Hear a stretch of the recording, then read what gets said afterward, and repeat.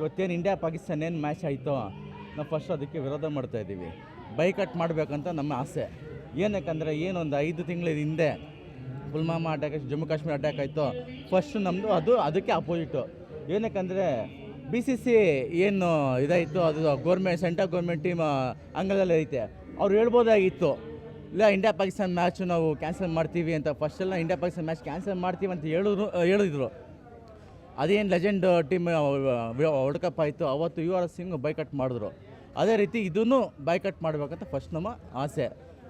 ಅದಾದಮೇಲೆ India Pakistan match ಆದರೆ ನಮಗೆಲ್ಲ ಖುಷಿ ಆದಮೇಲೆ ನಮಗೆ ಇಂಡಿಯಾ ಗೆಲ್ಲೇಬೇಕು ಅಂತ ನಾವು ಪೂಜೆ ಮಾಡ್ತಾಯಿದ್ದೀವಿ. ಇವತ್ತು ಏನು 101 ತೆಂಗಿನಕಾಯಿ ಹೊಡಿತಾ ಇದ್ದೀವಿ. ಇಂಡಿಯಾ ಟೀಮ್ಗೆ ಗೆಲ್ಲೇಬೇಕು, ಗೆದ್ದೇ ಗೆಲ್ಲುತ್ತದೆ ಅಂದ್ಬಿಟ್ಟು ನಮ್ಮ ಆಸೆ.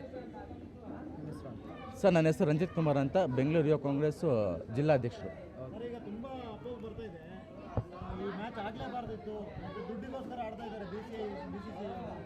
ಹೌದು ಸರ್, ಇದು ಸೆಂಟ್ರಲ್ ಗೌರ್ಮೆಂಟ್ ಏನಾಯಿತು ಕ್ಯಾನ್ಸಲ್ ಮಾಡ್ಬೋದು. ಸ್ಟಾರ್ಟಿಂಗೇ ಏಷ್ಯಾ ಕಪ್ ಏನು ಪಾಕಿಸ್ತಾನಲ್ಲಿ ನಡೀತಾ ಇತ್ತು, ಆವಾಗಲೇ ಅವ್ರು ಕ್ಯಾನ್ಸಲ್ ಮಾಡಿದರು.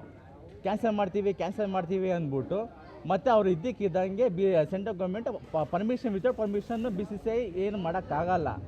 ಅವ್ರು ಬೇಕಂತ ಇದು ಅವರು ದುಡ್ಡುಗೋಸ್ಕರನೇ ಅವರು ಆಡ್ಸೋ ರೀತಿ ಐತೆ ಇದು. ಸರ್, ಈಗ ನೀವು ಮ್ಯಾಚ್ ನೋಡ್ತೀರಾ ಇಲ್ಲ? ಮ್ಯಾಚ್ ನಾವು ನೋಡೋಲ್ಲ ಸರ್. ಗೆದ್ದ ಮೇಲೆ ಏನು ಮೆಸೇಜ್ ಬರುತ್ತೋ ಅವಾಗ ಮತ್ತೆ ನಾವು ಸೆಲೆಬ್ರೇಷನ್ ಮಾಡ್ತೀವಿ ಸರ್.